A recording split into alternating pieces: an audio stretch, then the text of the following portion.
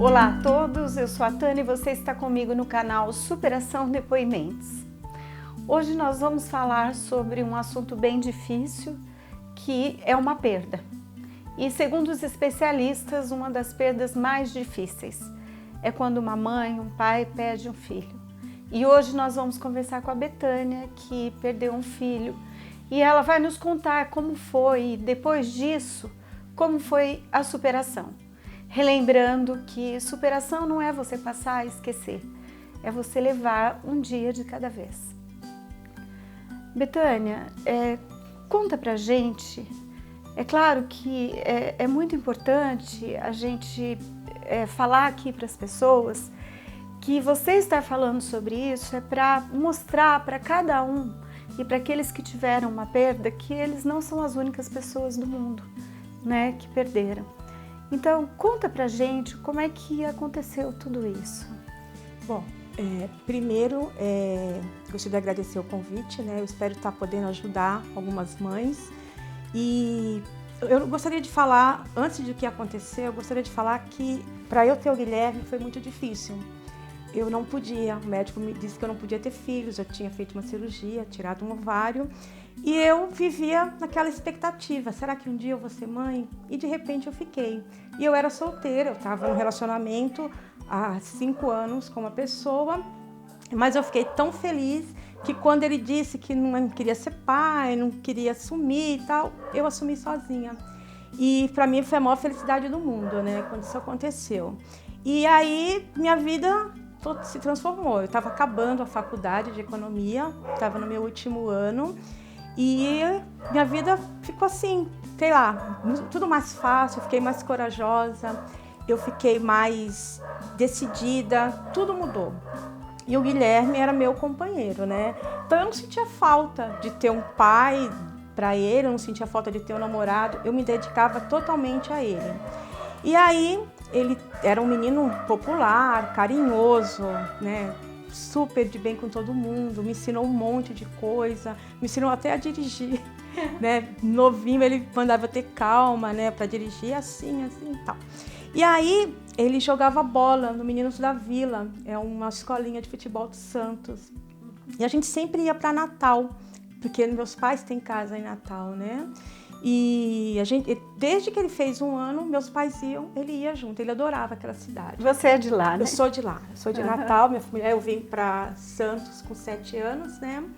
E então a gente foi para Natal e ele estava super ansioso porque a gente ia fazer um teste, além de ir para visitar os avós, os parentes, que meus pais estavam lá, ele ia fazer uns testes, né, no time de futebol de Natal. E ele tinha 17 anos? Ele tinha 17 anos. Eu inclusive, fiquei até na dúvida se a gente iria, porque era em julho, as férias eram em julho, e eu estava organizando a festa de 18 anos dele. Então eu fiquei um pouco na dúvida, porque eu tinha que fazer a festa, eu queria fazer a festa, ele falou, já que você quer, né? Fazer a festa de 18 anos, eu queria tirar a carta de motorista dele. Então, eu fiquei na dúvida em relação à parte financeira. Mas deu tudo certo, a gente foi. E deixei algumas coisas engatilhadas, clube, né, algumas coisas assim. E quando nós chegamos lá, no segundo dia, ele começou a sentir uma dor de cabeça muito forte, né? E eu achei estranho, porque ele nunca tinha sentido dor de cabeça. Aquela dor de cabeça normal de ficar no computador um pouco mais, ou às vezes ele também surfava, então ele ficava um pouco, pegava sol, mas coisa simples. E aí começou uma dor de cabeça muito forte, fomos ao hospital. Quando chegamos lá, o médico fez vários exames e mandou ele embora, né? No dia seguinte nós voltamos para ver o resultado dos exames e aí eu fiquei transtornada. O médico me disse que ele estava com tumor na cabeça. Então, eu nunca fui muito fã de coisas assim, de doenças, né? Tanto é que eu nunca tomei remédio, nunca fiquei doente. Então, eu não sei, era alheia a esses assuntos, né? Então, quando o médico me falou que eu estava com tumor na cabeça, eu não imaginei a gravidade do problema. Pois bem, aí o médico me deu essa notícia, eu já internou ele, né?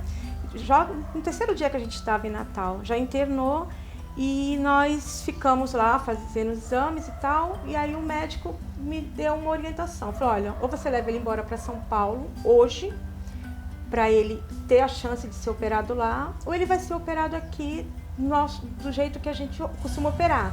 Então esse médico me disse que ia colocar uma válvula na cabeça dele, alguma coisa assim, mas que seria uma judiação porque ele jogava bola, ele era jovem, mas que... bom, aí eu fui tentar, né, ver passagem, nossa, foi uma correria, eu estava sozinha lá, né, meus pais estavam, mas eu não quis colocar meus pais para participar desse sofrimento, né. Então, quando eu voltei, que eu fui falar com a assistente social do hospital, fui ver passagem aérea, o médico disse que ele não poderia viajar, porque a situação dele estava se agravando, que ele tinha que operar lá. E tinha uma médica que fazia esse tipo de cirurgia com muita frequência, sempre. Fazia assim, tipo uma cirurgia por dia. Ela trabalhava nos Estados Unidos, na França e morava em Natal. E aí ele ligou e, por coincidência, ela estava em Natal, examinou ele e disse que ia fazer a cirurgia. Então ele fez uma cirurgia, a primeira, que foi para sanar o problema que estava. Acho que o líquido que circula no cérebro parou. E aí ele fez uma cirurgia e aí ficou, a recuperação foi lenta, mas nós ficamos 30 dias no hospital esperando. E ele estava conversando nesse meio tempo? Perfeito. Foi uma cirurgia, fez um corte. Tranquilo, né? Só teve um probleminha que isso acabou em 3 ou 4 dias, que ele falava assim, mãe, que horas que vai chegar o almoço? Eu falei, você acabou de almoçar, comeu o meu almoço, o seu. E a médica explicou que essa memória recente estava um pouco abalada, mas em dias melhorava. E realmente melhorou. E aí a gente foi ficando, né? Fomos passando os dias e a gente querendo vir embora. E ela calma, porque ele teve um pouco de febre, tomou antibiótico, foi esperando. E aí a gente, super feliz, achando que vinha embora, a médica me chamou e me deu a notícia de que precisava fazer uma cirurgia para retirada do tumor. Nisso ela já tinha feito uma biópsia, tinha mandado para Recife para fazer uma biópsia e não era maligno, né? O tumor não era maligno. Então ela falou, olha, vamos fazer a cirurgia, só que eu vou liberar vocês para ficar em casa uma semana, para tirar esse cheiro de hospital, para você curtir ele e tal, né? E aí nós ficamos em casa, nós nem fomos passear, ver pontos turísticos, nada, né? Nós ficamos em casa, conversando, e ele era tão maduro, assim, que ele não demonstrava medo nem nada. Só na hora que a médica deu a notícia, que eu comecei a chorar, porque eu falei, doutora, isso não é grave, Aí ela falou, toda cirurgia é grave, né? Inclusive na cabeça, um lugar delicado e tal. E aí eu comecei a chorar. E ele olhou pra mim, acariciou minha mão, tipo, pra eu ter calma, né? E eu olhei, ele tava chorando. Eu nunca tinha visto ele chorar. E aí, quando a gente veio embora, saiu lá do hospital, eu perguntei por que ele tava chorando, se ele tava com medo. Ele falou, não, eu estava chorando porque eu te vi chorando, eu nunca tinha te visto chorar. Então, na verdade, ele nem sabia o que estava acontecendo, ele estava tão bem, estava normal, né? E aí, quando a gente passou aquela semana em casa, chegou a segunda-feira, que era o dia de ir para o hospital para fazer a cirurgia. E aí, entrou na sala de cirurgia, eu falei uma frase que ela me acompanha até hoje, eu disse, eu vou estar aqui te esperando, né? Então essa frase, ela acabou fazendo com que eu tivesse muito sentimento de culpa, porque eu não consegui cumprir a promessa que eu fiz, né? Eu falei, vai que eu tô aqui te esperando. Então ele fez a cirurgia, saiu da cirurgia bem, ainda falei com ele e por coincidência ele jogava no Unidos da Vila, ele era amigo do Neymar desde a infância, né? Eles jogavam juntos, eles eram amigos de infância. E aí nesse dia estava tendo um jogo, o Neymar estava jogando em Natal. E aí a gente estava assistindo o jogo, ele estava olhando e de repente eu vi as máquinas dando aquela, sabe? E aí os médicos entraram, me colocaram para fora do quarto, fizeram aquele procedimento, né? E aí, daí ele entrou em coma. Entrou em coma e... De repente. Aí a médica, cada dia... E eu fui lá dentro da UTI com ele. Ela me autorizou a ficar, porque eu não era de Natal, né? Eu fiquei lá no hospital. E aí eu vi coisas, vi todos os procedimentos. Eu vi o esforço dos médicos, o empenho dos médicos em fazer com que ele ficasse bem. Mas, infelizmente, a última vez assim, que eu consegui falar com ele foi um dia antes da cirurgia, pouco antes da cirurgia, que eu falei essa frase, porque aí depois ele entrou em coma, a gente não se falou mais. E aí quando eles vieram me dar notícia, eu só escutei a médica dizendo assim, estava a médica, um chefe da UTI, a minha irmã, na época eu trabalhava no banco, e o banco conseguiu encontrar uma irmã minha, que era técnica de enfermagem, técnica de enfermagem, e mandou ela ir para Natal ficar comigo, com medo que acontecesse alguma coisa, né? Só que quando ela chegou lá, ele já estava em coma, eles eram muito apegados, né? E quando ela chegou lá, ela resolveu me dar um medicamento, né? Sei lá, acho que ela achou que eu iria suportar mais, né? E quando os médicos me chamaram para dar notícia, que eu tinha entrado na sala onde ele estava, e aí eu vi que os números lá começaram a melhorar, e eu olhei para o médico e falei, nossa, doutor, mãe tem uma coisa tão forte, né? Que olha só como é que tá os números, eles estão melhorando, porque tinha que alcançar um número lá para ele ficar bem. Eu falei, olha, ele tá alcançando. Aí o médico me olhou e falou, mãe. E aí eu saí da sala. Então, na hora que eu saí da sala, foi o tempo dele dar o último suspiro, porque logo depois os médicos já me chamaram numa outra sala e começaram a me dar a notícia. E parece que a gente não quer ouvir, né? Porque até hoje, eu não consigo lembrar o que os médicos me falaram. Eu só lembro da primeira frase que a médica disse, que ela falou assim, lembra que eu te falei que a cirurgia tinha sido um sucesso, a gente tinha conseguido remover o tumor, só que não podia acontecer 3 coisas. Essas 3 coisas aconteceram. Inchou o cérebro, aconteceu isso, teve uma parada cardíaca. Então eu só escutei isso, eu não escutei mais nada. E daí eu comecei a sentir umas coisas que até hoje eu sinto. Um gelo nos pés, como se, sei lá, eu tivesse colocado meus pés dentro de um balde de gelo. E eu lembro que eu falei isso, vocês ligaram o ar-condicionado porque eu estou sentindo muito frio. E eu comecei a tremer. Não lembro o que aconteceu, mas aí eu fui até o quarto onde ele estava, pedi para tirar todos aqueles equipamentos. Fiquei ali algum tempo abraçando ele e tal. E fiquei transtornada. Mas por conta dos medicamentos que a minha irmã estava me dando, parecia que eu estava pisando em ovos. Então eu não quebrei o hospital.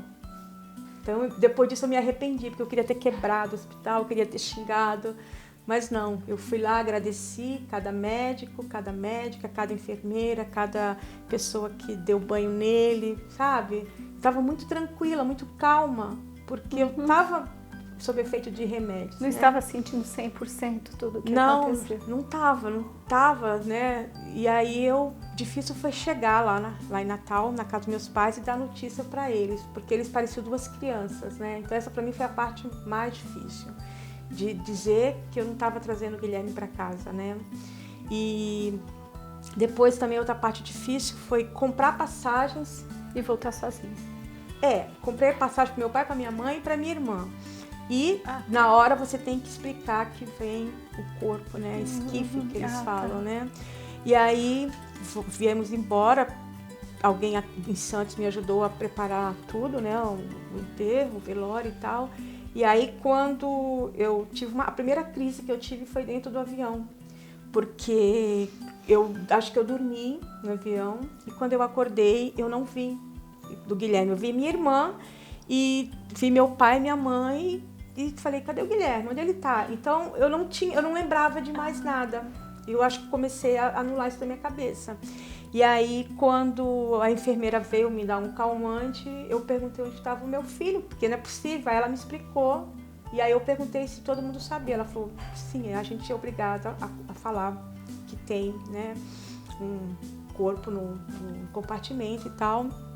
Aí eu tive uma crise, tive que ser sedada novamente. E aí eu vim direto do aeroporto pro cemitério, pro velório, né? Eu acho que eu não sou muito de velório, nunca fui, mas eu sempre acompanhei na televisão e eu vou te dizer que a quantidade de pessoas que tinha era muita gente, muita gente. Ele era muito querido, muitos amigos, todos os meus amigos, né? Todos estavam lá e passei a noite inteira. O corpo dele veio lacrado, né? Eu via num caixão lacrado, porque teve que ser embalsamado para poder vir de Natal. Eu não achei que seria justo enterrar ele lá por conta da quantidade de amigos que estavam esperando. E aí, daí começou, né, o meu sofrimento. Porque aí eu comecei a ver o que estava acontecendo, a ter noção do que realmente tinha acontecido, que eu tinha perdido o meu filho, né? Aí eu não quis ir para casa dos meus pais, eu morava sozinha com ele, eu fui para minha casa, eu queria ficar em casa, sozinha, com as coisas dele, queria estar naquele momento ali, eu não queria falar com ninguém, eu não queria ver ninguém. E aí 2 amigas minhas, uma que morava em São Paulo, acabou ficando lá em casa comigo uns dias, me deu banho, fez comida. Eu não lembro de muita coisa, mas eu sei que ela deve ter feito tudo isso, porque eu parecia uma morta-viva, né? Fica meio anestesiada. Fica anestesiada, você começa a achar que tudo aquilo é um sonho. Eu acordava muitas vezes de madrugada, achando que eu tinha sonhado que tudo isso tinha acontecido. Tipo, pedir para Deus para aquele pesadelo acabar, né? Na verdade, eu sonhava que ele tinha falecido. Eu sonhava. Então, no sonho, eu acordava e meu Deus, que sonho horrível. Nossa. Ainda bem que não é verdade. Ainda bem que não é verdade. Aí eu ia pro quarto, quando eu chegava no quarto, era 2 segundos, mas era 2 segundos de felicidade. E quando eu olhava no quarto, via aquele quarto vazio, porque eu demorei muitos anos para desmanchar o quarto dele, né? E aí eu começava a ter crises, começava a gritar, chorar, o prédio inteiro ouvia. Foi horrível. Eu morava em frente à praia e eu fechei a janela do quarto. Eu não queria mais ver o mar, porque da janela do quarto, da sacada do meu apartamento, eu via o Guilherme pegando onda ou jogando bola e eu fazia sinal, ele vinha. Então aquilo pra mim, eu não queria mais ver. Então eu não queria ver o mar, não queria ver as pessoas. Algumas vezes eu tentei ir no mercado, que era na esquina de casa, mas quando eu chegava em alguma seção que tinha Coca-Cola ou tinha batata frita, coisas que ele gostava, eu largava tudo e saía correndo. Então eu passei algumas vergonhas, porque é horrível você... As pessoas não sabem, as pessoas não sabem. É horrível você sair correndo, e aí eu comecei a ter crise de pânico. Quando eu via algum menino usando uma camisa do Santos, eu tinha isso, é como se alguém estivesse apertando meu pescoço, eu sentia falta de ar. Se eu via alguma mãe passando, abraçando o filho, eu sentia a mesma coisa. E aí eu comecei a me isolar dos meus sobrinhos, que eram muitos, que viviam na minha casa, viviam lá, os amigos do Guilherme. Por causa do Guilherme. Tudo que tinha essa faixa de idade, eu anulava. E o que mais que você foi tirando da sua vida? Nossa, eu tirei a música. A música foi a primeira coisa. Eu tirei o rádio do carro, eu vendi os equipamentos que tinha, que era dele, mas eu não queria ver nada daquilo. Natal, deixei de ter coisa de Natal. Mas antes dessa fase que eu fiquei ruim assim, eu voltei a trabalhar. 10 dias depois da despedida dele, eu voltei a trabalhar no banco. E eu aguentei o máximo que eu pude. Eu trabalhei. Acho que as pessoas não estão muito preparadas para isso. Ninguém está preparado. Porque as pessoas me davam trabalho, muito trabalho. Além do meu, me davam os dela, para eu me manter muito ocupada. E eu me mantinha muito ocupada. Para esquecer. Aí trabalhava, quando chegava em casa, era aquela coisa vazia. Então eu ia para o quarto, não tinha o que fazer, eu ia para a sala, não tinha o que fazer, eu ia para a cozinha, não queria mais fazer comida. Então era uma coisa meio estranha. E eu dirigia que nem uma louca, sabe? Sem olhar direito o que eu estava fazendo. E até que uma amiga minha falou, olha, o que você está fazendo vai acabar matando alguém, né? Sei que você está sofrendo, mas você vai acabar matando alguém. Então eu comecei a tomar mais cuidado com isso. Só que eu aguentei exatamente 1 ano. Não, 1 ano não, 9 meses. Aguentei 9 meses, aí eu não aguentei mais. A minha psicóloga falou, eu não estou conseguindo te ajudar, eu não vou conseguir te ajudar. E era uma das melhores. Ela falou, não tô conseguindo te ajudar, eu vou pedir para você procurar um psiquiatra, porque não tá dando certo o nosso tratamento. Realmente, eu só piorava. E o sentimento de culpa era muito grande. Eu não sei se isso acontece com outras mães, mas não estava na minha mão resolver isso, decidir isso. Mas eu achava que era um castigo, que Deus estava me castigando, que eu fiz alguma coisa errada, que, sei lá. E a culpa vem por conta disso? Sim. De achar que eu tinha que ter feito alguma coisa, que eu tinha que ter percebido. Depois eu ainda consegui falar, consegui entrar em contato com a médica, importunei ela várias vezes, liguei para ela e perguntei, e ela me disse o seguinte, que não sabe como isso aconteceu, que pode ter sido do nascimento, pode ter sido depois, isso não tem explicação, mas se eu tivesse descoberto isso aos 7, aos 8, aos 9, ele teria que fazer essa cirurgia. E não se sabe se aconteceria isso, de repente aconteceria ou de repente não aconteceria. O que ela me disse é que ele tinha muitas probabilidades de se sair bem, porque ele era atleta, ele tinha um coração bom, né? Mas eu não sei o que aconteceu. Infelizmente, até hoje eu não entendo. Eu fiz muitas perguntas, eu questionei muito, mas não tenho. E aí, quando eu comecei a perceber que eu não era a única pessoa, né, que tinha passado por isso, eu percebi que a cada instante tinha uma mãe que passava pela mesma coisa que eu. De uma certa maneira, isso acabou me ajudando um pouco, porque eu me sentia sozinha. É como se, puxa, só eu amava demais o meu filho, eu queria tanto ele, eu cuidava tanto dele, eu não deixava, eu proibia de fazer tanta coisa, com medo. Ai, não anda de bicicleta, que você pode cair e machucar a cabeça. Ai, não vai surfar, que você pode pegar câncer de pele, entendeu? Uhum. Proibi tanta coisa e, no entanto, e ele falava assim, ai mãe, para, nunca vai me acontecer nada dessas coisas, né? E aí, eu sei que eu só comecei mesmo a me dar conta de que eu não era a única quando 3 amigos dele vieram assim, um ano depois o outro 6 meses depois, da mesma turma, num acidente de carro, morreram 5 adolescentes do mesmo grupo dele, e um outro foi para o hospital também com problema no rim, e aí teve uma parada cardíaca e morreu. Tudo da mesma faixa de idade. Então isso me fez ver que eu não estava sozinha, que isso acontece o tempo todo. E que você precisava levar a vida para frente. E que eu precisava levar a vida para frente. Mas eu ainda estava encontrando alguma dificuldade, porque eu me perguntava todos os dias a mesma coisa. Até quanto tempo eu vou aguentar viver sem o meu filho? Porque eu achava que estava demorando demais. Eu via outras mães e elas estavam levando a vida, casavam, arrumavam namorado, trabalhavam, e eu não queria mais sair de casa para nada, eu não tinha vontade de mais nada. E eu tenho muitas amigas, né? Muitas, e elas fizeram de tudo, me levavam para viajar, me levavam para dançar, me levavam em igreja, me levavam num centro onde era um encontro de mães, só tinha mães que tinham perdido os filhos. Lá a gente podia falar, chorar, que ninguém ia achar estranho, ou às vezes até como algumas pessoas falam, ai, para, já faz tempo, isso aí já passou, sabe? Então, uma coisa é que o tempo ele pode passar, ele pode te ensinar a lidar com essa dor. Ele pode ensinar você a conviver com essa saudade.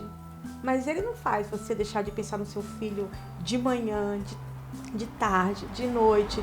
Se você vê por exemplo, jogo de futebol. Eu não vejo jogo de futebol, eu amava ver, eu não consigo ver.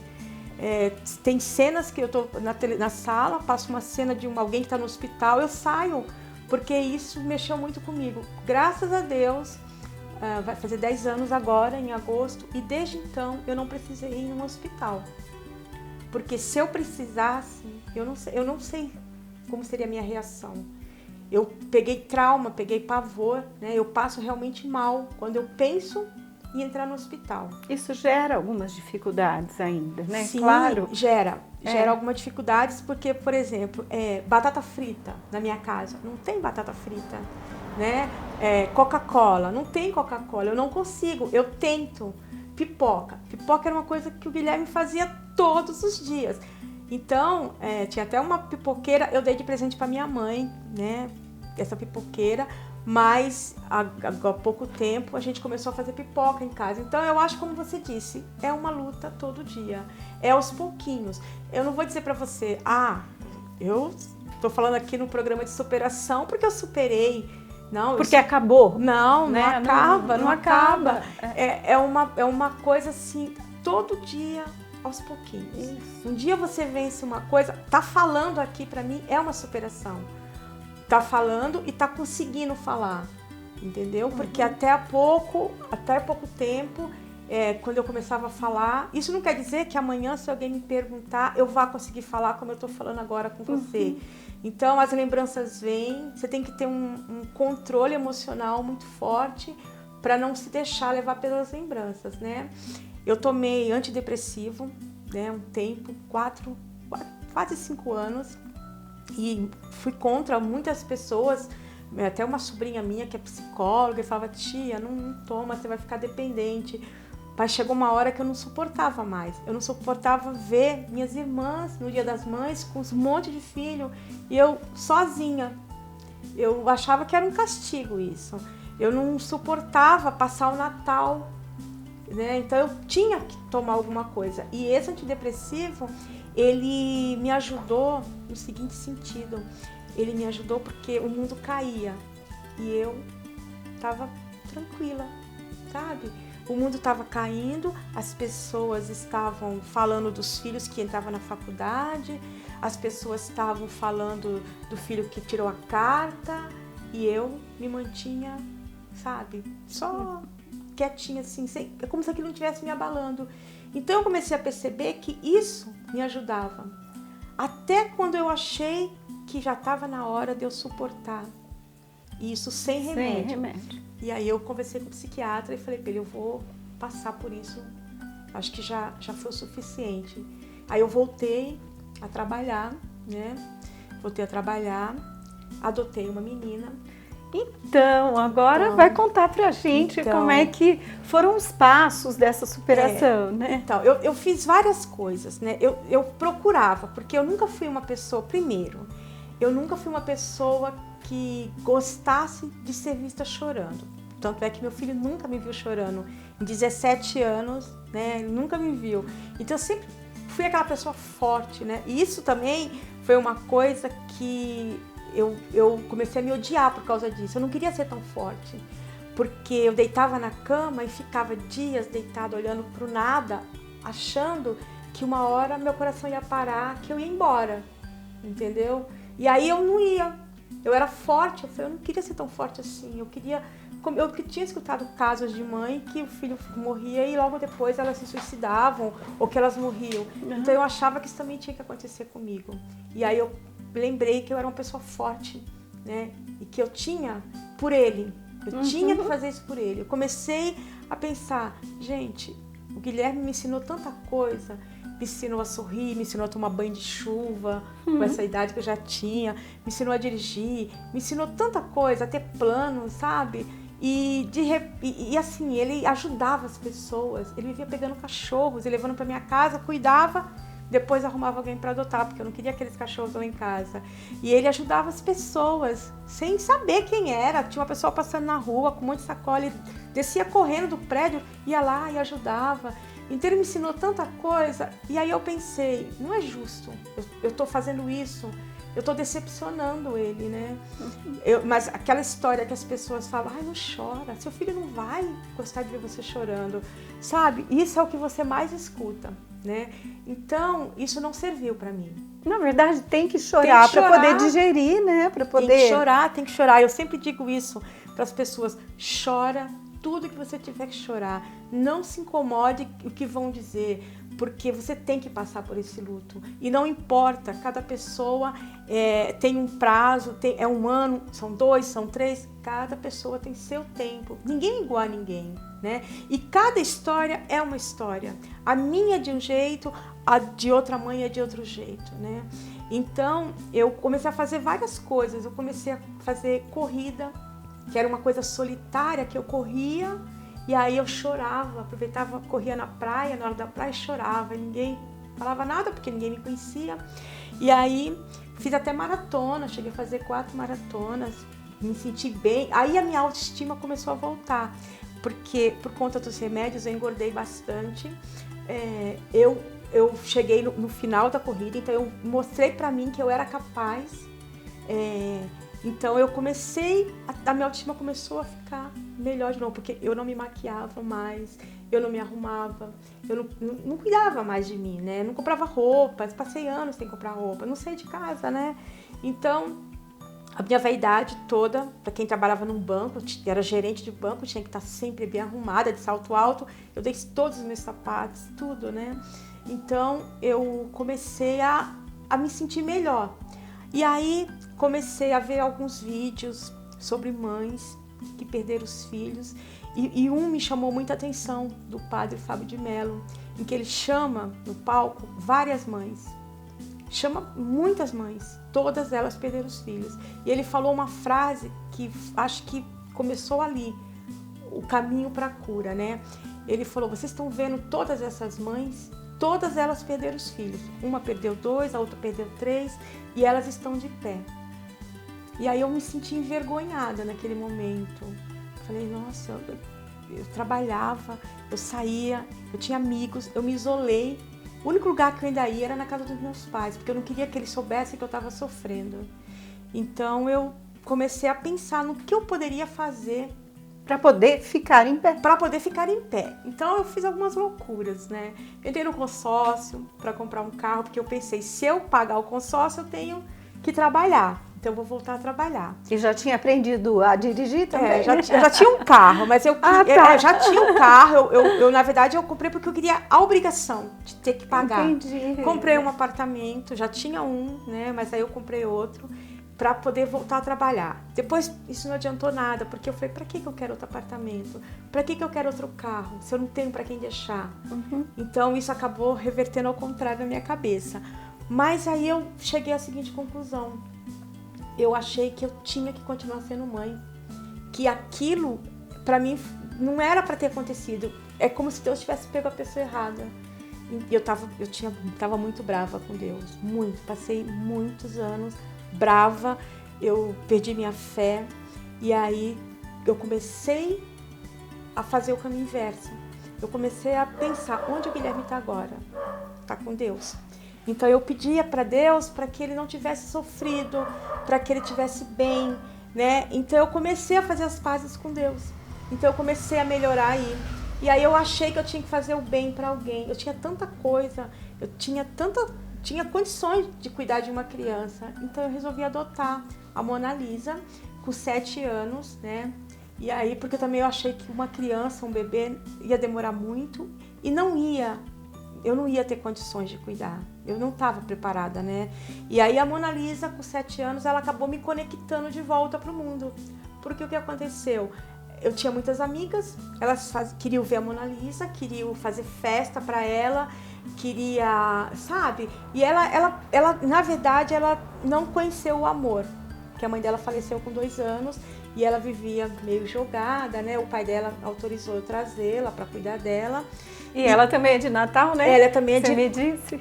Por coincidência, ela também é de Natal, né? E ela era muito parecida com o Guilherme, né? O jeito dela, os traços dela, muito parecido. Então todo mundo olhava e ficava assim abismado, e todo mundo se encantou com ela, né? E aí aquele monte de amigos, aí começaram a convites para viagem, convites para festa.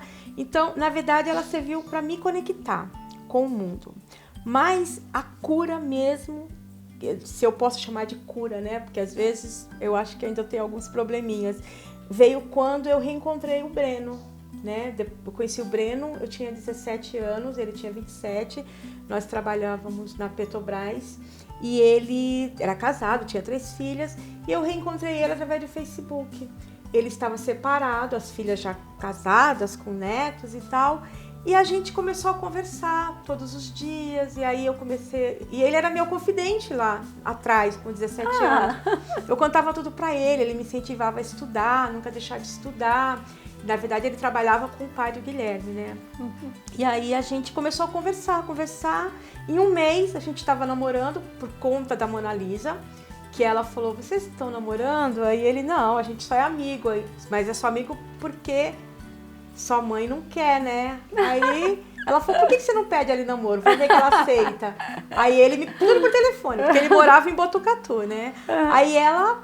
falou, ela foi o cupido ali, né? Aí a gente namorou um mês, aí ele foi em Santos me ver, porque eu não vi o Breno há 35 anos, estava totalmente diferente, mas a gente começou a namorar e ali casamos em pouco tempo e o ano passado a gente fez uma festa, fez uma cerimônia muito bonita com os amigos, né, a família, e a Mona Lisa foi da minha de honra, que era o sonho dela, né? E a gente veio morar em Botucatu. Eu vim para Botucatu em busca de uma paz que eu não estava tendo lá em Santos, né? Cada vez que eu vi um amigo com a barba crescendo, ou tendo um filho, ou casando, os amigos do meu filho, isso me perturbava muito, muito. Então eu falei, não, eu tenho que sair daqui, eu tenho que ir para um lugar que ninguém me conheça, que ninguém saiba a minha história, porque também eu vim para cá e não contei para ninguém isso, né? Eu não queria que ninguém soubesse, porque eu não queria que ninguém tivesse pena de mim. E aí, uma coisa que você falou da música, eu não escutava música. E a Mona Lisa, ela adorava, vivia cantando. E às vezes eu falava assim, ai, para de cantar, não canta. E, né, eu sabia que eu não podia fazer isso, mas era uma coisa que me incomodava. Mas ela não parava de cantar o dia inteiro. E o Breno, com quem eu casei, adora música, né? E aí, a gente chegando aqui em Botucatu, a gente começou a escutar um programa da Casa da Sogra, né? Uma mensagem que foi passada pelo Osmar e aquela mensagem parecia que era pra mim, sabe? Uma mensagem uma mensagem linda, eu não lembro agora, mas falava de não desistir, de continuar lutando, de continuar tentando. E aí, falei, nossa... parece que a pessoa me conhece, né? E aí eu comecei a querer ouvir todos os dias. E eu me surpreendi, porque todos os dias era uma mensagem. E às vezes a gente acha que a mensagem é pra gente mesmo, né? Uhum. Sempre se encaixa na nossa história. E aí, só que depois da mensagem vinha a música, né? E aí a Mona Lisa e o Breno não deixavam tirar a música. Ah, tá bom, deixa. E não eram músicas que me fizessem sofrer. Eram músicas antigas. Até tinham músicas que por sinal é da época do meu filho, mas eu acabei me vendo cantando um dia aqui. Aí o Breno e a Mona Lisa, nossa, você tá cantarolando, você tá cantando a música. Então eu comecei a perceber que é realmente um passo de cada vez, né? Eu acho que daqui a pouco vai ter batata frita aqui, vai ter Coca-Cola, até por conta da Mona Lisa. Eu vou voltar a assistir jogo de futebol, mas às vezes tem coisa que dói. Tem dias que eu não consigo olhar pra foto dele. E tem dias, eu escuto vídeos dele, ele deixou alguns vídeos gravados de futebol, né? Tem dias que eu não consigo ver esses vídeos. Então, nesses dias, eu me respeito. Coisa que eu não fazia. Porque eu senti uma culpa tão grande que quando eu não aguentava olhar pra uma foto dele ou ver um vídeo, eu me sentia culpada. Falei, que mãe que sou eu que não posso olhar uma foto do meu filho? Não posso ver uma roupa dele, não posso ver alguma coisa dele que eu sofro. Então eu sofria mais ainda, né? Então eu comecei a me respeitar. E agora eu posso dizer que esse sentimento de culpa, ele tá acabando. Porque eu tenho certeza que eu fui a melhor mãe que ele poderia ter. Eu fiz tudo o que eu podia por ele. Se é que existe esse negócio de que a pessoa vem nessa vida com uma missão e ela tem um prazo, já está determinado isso, então eu acho que o prazo que ele veio e que ele ficou, eu fiz tudo que uma mãe poderia fazer, né? E ele também, né? Sim. Porque de tudo que você nos contou, porque... Olha, ele levava animais para casa. Ele era assim, louco por animais, ele cuidava. Ele fez um monte de coisa boa também, né, no tanto de vida que ele teve, que foi um pouco mais curta que das outras pessoas, sim, né, Betânia? A coisa que fica, que dói, que magoa, que me deixa muito triste, por exemplo, os acontecimentos que vão acontecendo, por exemplo, essas coisas que vão surgindo, novos telefones, Facebook, sabe, essas coisas que ele nem chegou a conhecer, tirar a carta de motorista, a grande festa de 18 anos que ele queria, né? Então, todas essas coisas ainda doem. E elas vão doer para sempre, porque eu já vi que não adianta eu tentar apagar essas coisas, né? Eu não vou conseguir. Então, eu tenho que viver assim, a cada dia, superando uma coisa de cada vez, como agora eu estou falando. Eu espero que para quem esteja ouvindo, né, isso sirva de lição para a gente poder tentar, pelo nosso filho, né, para as mães que tiveram isso, a vida interrompida, um sonho interrompido, é necessário ter novos sonhos, né? Então eu não tinha essa consciência. Depois que eu comecei a ter sonhos, adotar, ajudar, e uma coisa que eu comecei a fazer, agora as pessoas vão ficar sabendo, né? Porque ninguém sabe, nem na minha família, algumas amigas sabem. Eu comecei a procurar, quando tinha algum acidente, quando tinha alguma fatalidade que eu via, que eu sabia que a mãe tinha perdido um filho, eu entrava no Facebook e entrava no particular e conversava com elas, né? Me oferecendo para ouvir, para conversar, e muitas delas, né, achavam, nossa, mas você também perdeu, e por que você quer fazer isso? Eu falei, porque eu senti falta disso. Eu senti falta de uma mãe que falasse assim, eu sei o que você está sentindo. Porque muita gente me falava, eu sei o que você está sentindo, não sabe. Só de pensar, acho que a mãe sofre, então ela não quer pensar, ninguém quer pensar. Então, elas não sabiam o que fazer para me ajudar. Então, eu senti falta disso, de uma mãe que pudesse conversar comigo. Sabe quando você não tem um braço ou uma perna, você procura alguém que tenha a mesma situação, porque ela sabe o que você está sentindo, né? Então, eu procurei ajudar essas mães. E a última agora, há pouco tempo, foi um rapaz aqui que sofreu um acidente de carro, muito jovem, e eu entrei em contato pelo Facebook com a mãe dele. E aí eu fiquei assim passada quando ela me contou que ela já tinha perdido uma filha com 27 anos e agora o filho. Então, quando você começa a ouvir essas histórias, você começa a ver que às vezes a sua dor é tão pequena, né? Eu conheci uma mãe que perdeu 3 filhos na mesma noite naquela boate Kiss.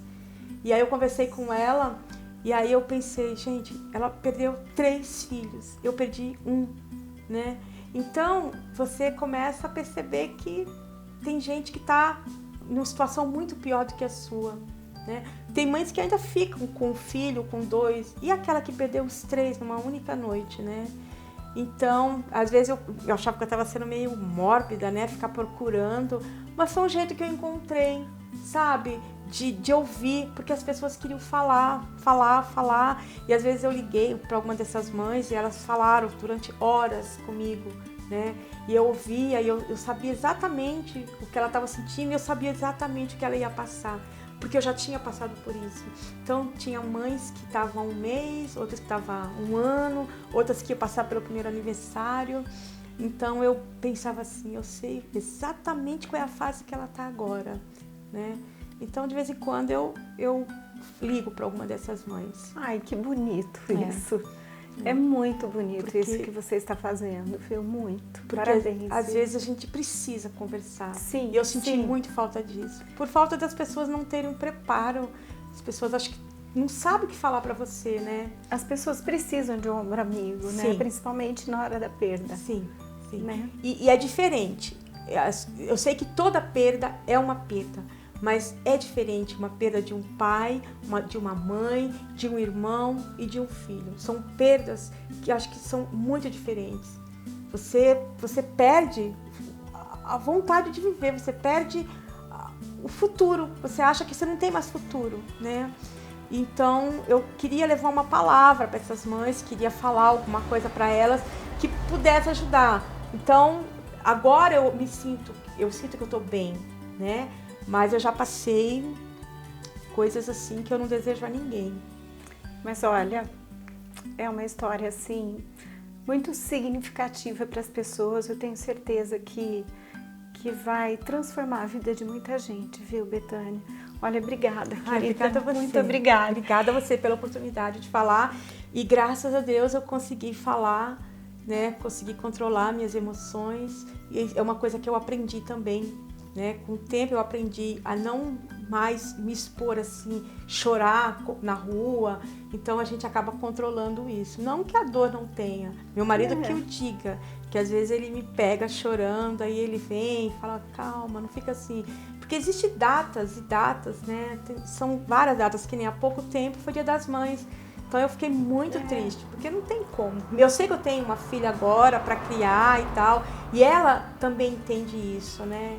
Ela é bem madura, ela entende. Falando em filha, pode chamar a Mona Lisa aqui? Pode, ela é então bem parecida comigo. É só para sentar aqui um pouquinho, Senta aqui, Mona Mona. Lisa. Vem cá, vem cá. Senta aqui para o pessoal te conhecer. Olha, senta aqui, você consegue? Olha que beleza, que bonitinha, né? Olha, parabéns. Então, ela adotou a Mona Lisa e, além de tudo, ela tem ajudado as pessoas com mensagens. O que eu tenho para dizer para você hoje é assim, na minha casa também aconteceu uma coisa parecida, eu convivi com isso por muito tempo. A minha mãe perdeu um filho também, né, que ele estava brincando, tinha 4 anos e meio, ele caiu, bateu o baço e teve hemorragia. Estava brincando e no outro dia ela já não tinha mais esse filho. São histórias, né, que muitas mães passam, como a Betânia falou, e que, como ela disse também, são muitos sonhos, muitas esperanças que vão, mas tem muitas que vêm também, né? E nesse caso, a Mona Lisa é uma história bonita, de um sonho, de vários sonhos que estão sendo concretizados tanto para a Betânia quanto para ela também. Então, é isso aí. É um dia de cada vez.